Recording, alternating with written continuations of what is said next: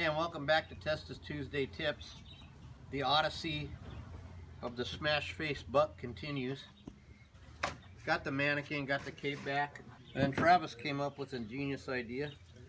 Why don't we just take the mold I still have, use the fast cast for the teeth, fill the rest of the thing with foam,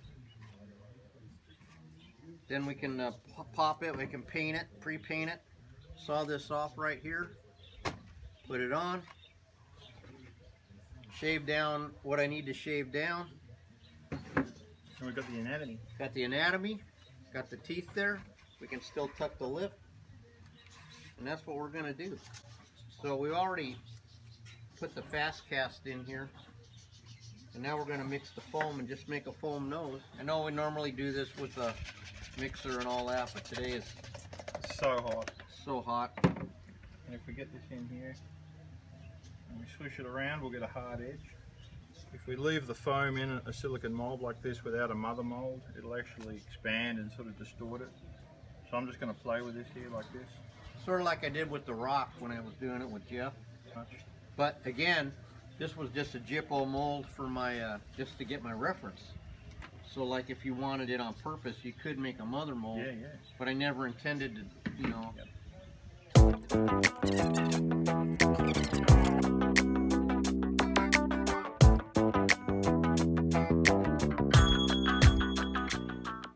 Okay, when we last left our two superheroes, we had decided to make a foam nose with fast cast teeth and install that on a mannequin rather than screwing around, dropping the jaw and setting the jaw in and all that. So we actually have accomplished that right there.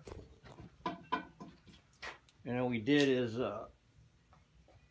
put this on, got it to the length. You could tell we put a screw in here to hold it on when we bondoed it. Then we had to rough this all in, and it actually took a couple steps. It wasn't like one quick easy step, because we had to refer back to the reference, because when it's got this injury, this was like way swollen or smashed, hence the name smash face. So we had to add a little more foam, and now we're gonna throw our cape back on here.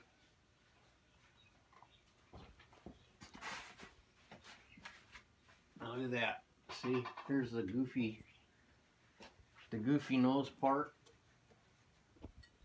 Now we're gonna have to still cut this lip slot line in here.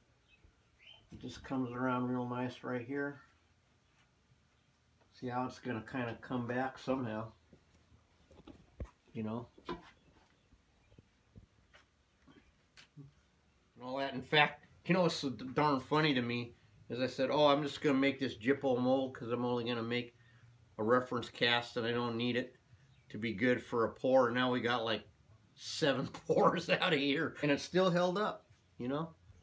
So never underestimate the power of a $1 tube of silicone as opposed to a 300-pound gallon of blue, what is it, Heinz 57 silicone? I don't know what the name of it is. That's stuff everybody uses. So anyway, we'll see you next time on Testa's Tuesday Tips.